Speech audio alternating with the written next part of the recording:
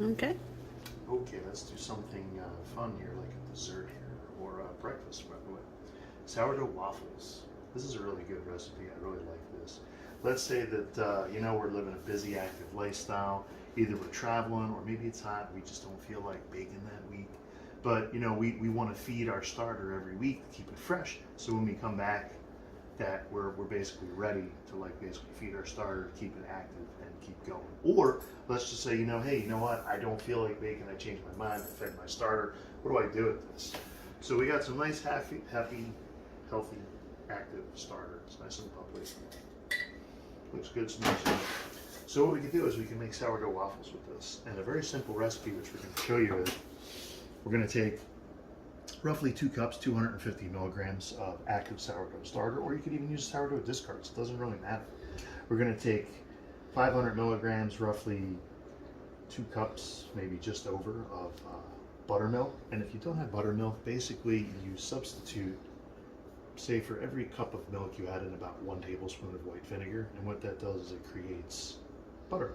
For baking purposes, for all practical purposes, that's fine. So we said 250 grams of sourdough starter, 250 grams of our all-purpose flour, and the other half of it is going to be 500 grams of buttermilk and about 30 grams of sugar. Now to that, tomorrow after this is fermented, in the morning when we actually make our waffles, we're going to get the waffle iron out, we'll heat it up, we'll show you. We're going to basically add to that 2 eggs, half a stick of butter roughly, and maybe like a teaspoon of baking soda. And we're going to whip that all together like that when we're ready to make the batter, and then we're just going to go pour the waffles. So let's see how this is done. Very simply, we just have our buttermilk. And it does look a little chunky because I added in the white vinegar to the milk there, and that's just what it basically does. It makes it curdle. The reason why we're doing this is the acid activates baking soda, obviously, so that's why you see some baking soda or vinegar in some products like that. Okay, so that was your buttermilk. We got our sugar. Going to put in our sourdough starter, and I already pre-measure what I put into this, so I know it's roughly 250 grams, or very close to it, when I'm working with my sourdough starter. And that's going to be fine, as long as I got a tablespoon or 2 left. We'll put this back in the refrigerator, and we are good to go with this. And then we'll take our flour. And what we're going to do is we actually want to get some fermentation building up on this, or a Danish whisk here. We're going to just whisk this up. We want to let this get nice and ripe, nice and bubbly, and nice and fermented, even over fermented. We're not really worried about the sourdough itself just rising the waffles, because we are going to add some baking soda to this in the morning.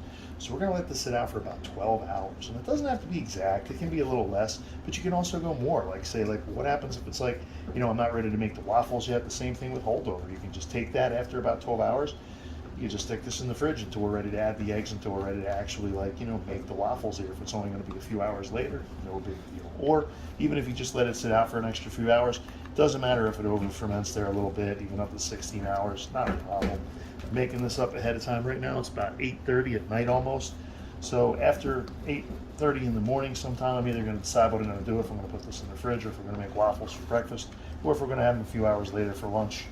If not, I'll just put this in the fridge there, even if we're going to make them for dinner or something like that. It's going to be totally fine. Okay, so basically this little mixture right here is just going to basically just sit out overnight, room temperature.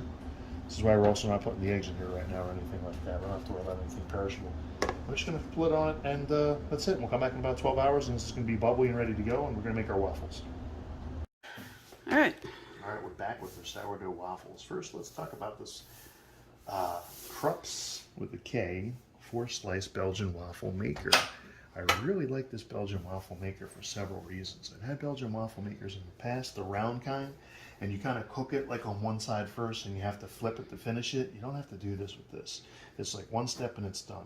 There's some spring-loaded removable plates, so they're dishwasher safe, to make this easy for cleaning. I really like that. Very easy to use, very handy there. And this has an automatic setting here where it has like basically a green light. So when you plug it in and you just dial this in to like anywhere from 1 to 5, I choose 5. I like it. Nice dark brown waffles. We're going to see what that looks like. And when the light goes off, it tells you when it's ready. And basically you just open them up, you put them in, close it, and it beeps again when it's done. Now I do see people that take like a little pastry brush or something, and they'll use some melted butter, and they're going to like just kind of brush this to keep the waffles from sticking. I tend to use just like maybe 1 tablespoon or less of like vegetable oil because it has a higher smoke point, and I just find that it's like easier to put on there. And if I use 1 application when we start, I find I can do a whole batch and I don't have to do it again. So it's really, really simple and easy. What I also like about this unit is this stacks up vertically, and it has like a nice little receptacle here for the cord to put this out of the way. And you can basically store this like right on a shelf or in like a closet or a cabinet or something like that. And this is like just really nice and handy. What I also like about this is it has like 4 large square Belgian waffles. It gives you a nice surface area on this. And this does retail for about $79.99, I think. But I got it on Amazon like on a sale day or something for like 55 bucks. Very happy with this. We're going to do some other recipes with this. Not only like waffle recipes, they'll do cookie and brownie recipes where they're going to make in this we're going to try. And also some dessert waffle recipes like some s'mores waffles, which we're going to do. Like it's a little tricky. We're going to show you that like another time. And also this mac and cheese waffle thing is becoming popular here. I guess people use this, a certain size waffle right here, which is like ideal, which is why I got this plate, to be able to mix in a little bit of egg and flour with some mac and cheese and make a mac and cheese crust waffle that we'll use in place of like a bun for a cookie, for like a cheeseburger. So we're going to try that too. So let's plug this in. Let's get this started. We got this turned up all the way. We're going to let this preheat. And now we're going to go back over here and finish our batter. So we said last night you can look at how foamy and nice this is. This looks really nice. This was just over 12 hours. We put in there our sourdough starter, and we put in equal parts of flour. And then that was about 25% flour, 25%, 2 cups of each. Essentially, it was 2 cups of sourdough starter, 2 cups of flour, more or less, about 250 grams each. And it was 500 grams of whole buttermilk, which is basically just whole milk with some vinegar, white vinegar, about 1 tablespoon per cup, essentially, so that it just creates an acidic environment for when we add our 1 teaspoon of baking soda, which is going to be our leavening agent. So I'm going to take 2 eggs to this mix.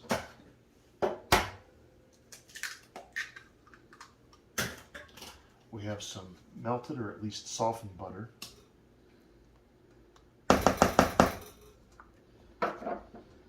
We're going to have our baking soda. Now you can add vanilla to this, but I find with the maple syrup that we're going to use, it's not really necessary. I don't really need it. And then essentially we're just going to take this and we're just going to basically whip this up until it's into a batter, and it's going to get a little bit nice, fluffy and thick from the baking soda. And we're just going to pour some waffles out, bake them, and see how they come out. Now, you don't have to actually use a, you can tell it's already getting bubbly here from the baking soda. That's why you want to wait and put this in until right before we make it. You don't actually have to use like a ripe sourdough starter for this. This is perfect for just using your discards if you just have extra. It was already in the fridge. That long fermentation time is going to take care of this anyway. Not going to be a problem. Alright, so we're going to let this preheat. It's going to take about 2-3 minutes probably. We'll come right back in a second here when we're ready to pour these. Okay. Alright, this just beat. The green light is on, so it's showing us that it's ready. We're going to open this up. Belgian waffle maker, a little bit of smoke, not a problem. Could be residual oil in there from the fork. And then just lightly, I'm going to oil this, even though we did put butter in the inside the actual waffle batter itself. I like to just give this a nice little, just light coating. Do this like once when you start. You're not going to have any issues with this sticking, although there is butter in there already, so it shouldn't really stick regardless. But don't worry about the flavor on this. You're not going to be able to taste this at all. You can use butter if you like, but butter does burn. It's brown. I just feel like this is a little bit better. Just doing this a little fast. People here, whatever. Well, I got you. A little bit heavy on the oil, but you know what? It's okay. You don't want to take all day with this. All right. So remember, don't overfill this. This will spill out the sides there. So just, I kind of get about a ladle like this, and I find it makes about 2 waffles just fine. You don't have to make all of these waffles at one time if you don't want to. You can actually just make 1 or 2 waffles at a time if you want.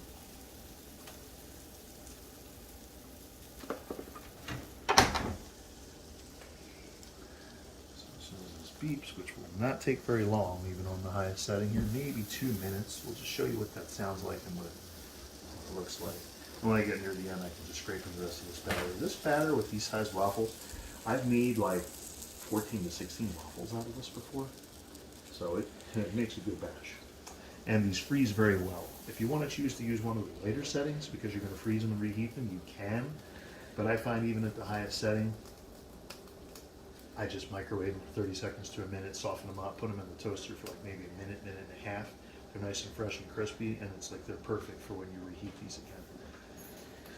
So, let's get this going. You see a little steam coming out. Nothing's really coming out along the sides, but this is like plastic, and it's actually very easy when it just dries. Plastic scraper, I scrape that off, and it just pops right off anyway there. Very easy to clean. Really like this unit. I'm not a salesperson for this. I don't make any money at this. But I do definitely recommend this. I like this waffle maker quite a lot. It's definitely because it's easier to clean.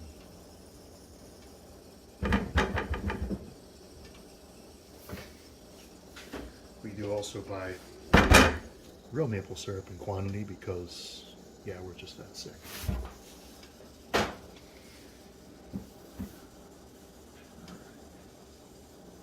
Because fake maple syrup sucks. Yeah. Get the real stuff. Spend the money. Do it. People don't remember Ranch Jemima is anyway, so yeah, just get the real thing.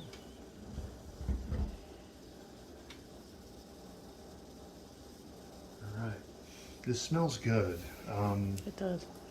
These have a really good flavor. I got to tell you, I'm very impressed with the crispness of this, the tenderness. It has some nice deep pockets with the crevices there. They just make really good waffles. I'm very impressed with it. Now, they will get soft relatively quickly, so you do want to eat these kind of fresh, but if you're going to wait and people are coming over, not a big deal. Throw them back in the toaster oven for about a minute. It re-crisps them out nice before it gets like too dark or burned, and this works really well. You know, very, very happy with this waffle maker and this waffle recipe. This is a very easy to use recipe, very flexible. Like I said, you could put this in the refrigerator if I woke up and we weren't going to use it until dinner. Throw it in there, take it out, throw the eggs and the baking soda and the butter in there, whip it up, make it up fresh like right then. Very, very flexible recipe here. Sourdough discards, not necessarily the fresh you can use in this. I think the sourdough waffles are probably like one of the #1 recipes to make with sourdough discards, but we might try some other things. Like I make sourdough fresh pasta. Besides like those sourdough like quick pancakes, not like this batter, but something else, which I tried it before. I don't really care for it as much, but the sourdough waffles, #1 discard recipe. And since when you look at my what was it, the sourdough starter feeding regimen there, you basically are only going to save a tablespoon or 2 of like starter, put it in the fridge when it's fully active, and you only got to feed that maybe like once a week, maybe twice. And there's really not much discards anyway, so you're really not going to waste them. Now, let's say that, you know, hey, you know what, my starter's acting kind of funky. It's just not rising like the way that I wanted there or whatever, so I don't want to use this particular starter to bake bread with it, you know. Perfect opportunity, just take that first batch and just make some sourdough waffles and feed the starter again, and it's generally going to perk right back up again, and you'll be ready to go for your bread making recipes. And sometimes I also make some flatbreads, like some pizzas or pretzel dough, bagel dough, whatever it is, or whatever. If I have a, you know, maybe like the starter is not like just responding as actively as it normally does, I can just always make those recipes besides making something like waffles. But I mean, we'll make one of these recipes like almost weekly, and we're all going to eat this up. This is really good. I don't know why it's taking so long here. I thought this was like 2 or 3 minutes. I'm not sure how long this is, but it's going to be good regardless. Because we're standing here watching it. I guess. It's kind of weird. But once it gets going, there's a pretty quick refresh rate on this. You could just make waffles like again and again, and just there's no real wait in between. So anytime now. Thank you. So yeah, when they let's talk about that thing when they do the when we're gonna do the waffles with the s'mores waffles. They generally will substitute 1 cup of flour. They're gonna put in 1 cup of bread, graham cracker crumbs with 1 cup of flour into the batter, and they're also gonna add a cup of chocolate chips. And then when they make it, they actually have another cup of marshmallows. That I've seen some people, they try and put them inside the batter, but some people what they do is they take the waffles when they're halfway cooked, they'll open it up, and then what they're going to do is they're going to drop more chocolate, they're going to drop the marshmallows inside, stack up the waffles like a sandwich, put the press back on top, let it finish cooking like that, and then when it comes out, they're going to drizzle some more chocolate syrup on there or something else. We're just going to have to experience this together because it just looked really good. We're definitely going to do that one next. But and I still might put butter and maple syrup on that because it's just amazing. What was that one expression there when they said, when too much is never enough? I like that expression. Never heard that one.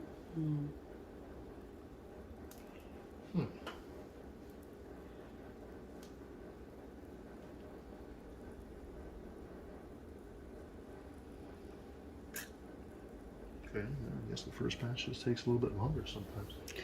Maybe because you had it open for so long, putting the oil on and talking. Could be. The light was still green though. It's alright, it should be coming in a minute. We'll see what this one looks like, and we're going to be good to go with that.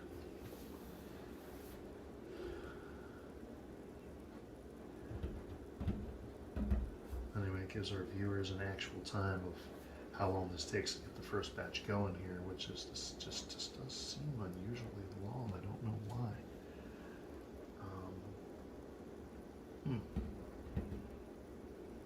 Give it a minute. Could be like you said. We do have our air conditioning running.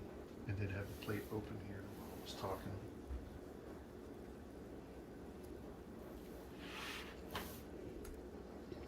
Just want to see what these look like when they pop out and when they're done.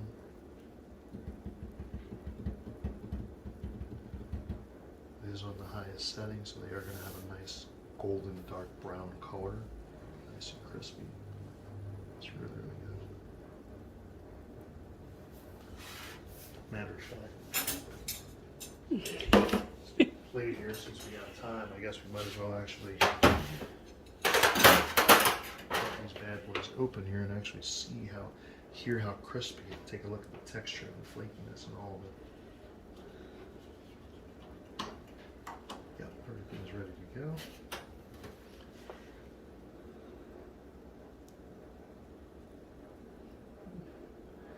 Something's wrong with the sensor right here. It seems like this is going way too long. Yay! Hit the switch. Not bad. They don't look quite as golden brown as they normally do. However, and at this point we just pour some more batter in here, and we'll just get the second batch going while I'm talking at the same time. Notice how I'm just careful not to overfill these because I don't want to make a mess. Put that back. All right, and let's take a look at these. Nice and crispy waffle.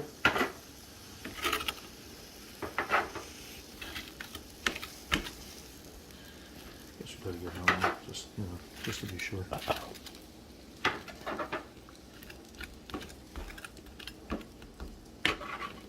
enough. Lift this one up. Some syrup on that, some syrup on this one. Good to go. Oh yeah. Still nice and crisp.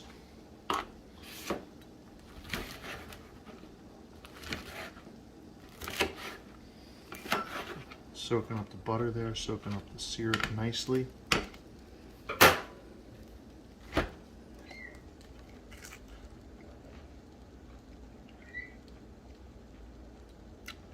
That's pretty good. I like that. We actually have some ripe bananas. Chop some of them up. A little bit of cinnamon on top too, and we'll eat that. But this is going to wrap up our basic. Notice right here. Got a little bit extra on the side. Not a big deal, just leave it alone. And when this dries, it's easy that I could just take one of these plastic scrapers and that just literally is going to pop right off. So, all right, that'll wrap up the Belgian waffles. As we can see, the next batch of waffles definitely came out a little bit more dark brown, crispier. So, I really like this one. This one's coming out good. Yeah. All right, well, anyway. So it does work. Just might have to warm up on the first batch there. It might come out a little bit later. All right.